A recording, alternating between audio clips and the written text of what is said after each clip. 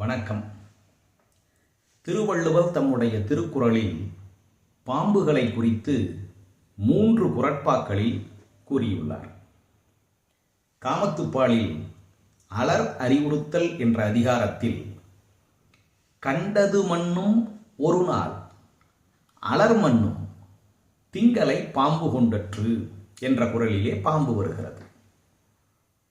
நாங்கள் இருவரும் கண்ணால் கண்டு பேசி பழகியது ஒரே ஒரு நாள். ஆனால் அதை பார்த்தவர்கள் வானத்திலே உலவுகின்ற நிலவினை பாம்பு விழுங்கி அந்த பொய்யான தகவல் எப்படி பரப்பப்படுகிறதோ அதைப்போல அந்த சந்திப்பை பலவாறு திரித்து ஊர் முழுக்க பரப்புகின்றார்கள் என்று களவு வாழ்க்கையை நிறுத்தி கற்பு வாழ்க்கைக்குள் நுழைவதற்காக அறிவுறுத்தக்கூடிய வகையில் அந்த குறள் அமைந்துள்ளது. பொருட்பாலிலே உட்பகை என்ற அதிகாரத்தில் இடம்பெறுகின்ற உடம்பாடில்லாதவர் வாழ்க்கை குடங்கருள் பாம்போடு உடன் உறைந்தற்று. ஒத்த இயல்பு இல்லாதவர்கள் ஓரிடத்திலே கூடி வாழக்கூடிய ஒரு தன்மை, அது குடும்பத்துள்ளோ கட்சியினுள்ளோ ஆட்சி பொறுப்பிலோ நண்பர் கூட்டத்திலோ எங்காயினும் சரி, ஒரே இயல்பு ஒரே மனநிலை இல்லாமல் எதிரெதிர் தன்மை உடையவர்கள் ஓரிடத்திலே சேர்ந்து இருக்க வேண்டிய நிலை என்பது ஒரே குடிசைக்குள் பாம்போடு வாழ்வதற்கு ஒப்பானது. ஒரே குடிலில் பாம்போடு வாழுகின்ற பொழுது அது எப்படி உயிருக்கு ஆபத்தினை ஏற்படுத்துமோ, எந்த நேரத்திலும் முடிவினை தருமோ, அதைப்போல ஒத்த மன இயல்பில்லாதவரோடு சேர்ந்து வாழக்கூடியது நம்முடைய வாழ்க்கையை எந்நேரத்திலும் அழிவுக்கு கொண்டு செல்லும். பொருட்பாலில் படைமாட்சி என்ற அதிகாரத்திலும் பாம்பு பயன்படுத்தப்படுகிறது. ஒளித்த கால் என்னாம் உவரி எலிப்பகை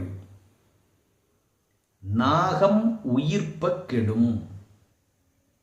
கடலளவுக்கு மிகுதியாக எலிகள் எல்லாம் ஓரிடத்திலே கூடி கடலினுடைய அலைகள் எழுப்புகின்ற ஒளிக்கு நிகராக பேரொளியை எழுப்பி நாகத்தின் மீது படையெடுத்து கிளம்புகின்றன என்று வைத்துக் கொள்வோம்.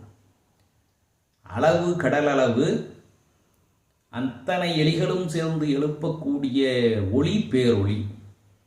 ஆனால் ஒரே ஒரு நல்ல பாம்பு படம் எடுத்து ஒரே ஒரு சீரலை சீறினால் அதனுடைய மூச்சு காற்றுக்கு பயந்து கடலளவு கூடிய எலிகள் நாற்புறமும் சிதறி ஓடிவிடும்.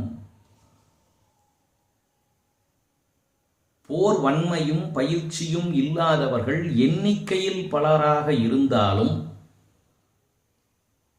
வீரமும் ஆண்மையும் கொண்ட ஒரு போர் வீரன் தலைவன் போர்க்களத்துக்குள்ளே நுழைந்தால் அவனை கண்டு அத்தனை பேரும் அஞ்சி பயந்து ஓடிவிடுவார்கள் என்று இந்த குறளிலே கூறுகின்றார்.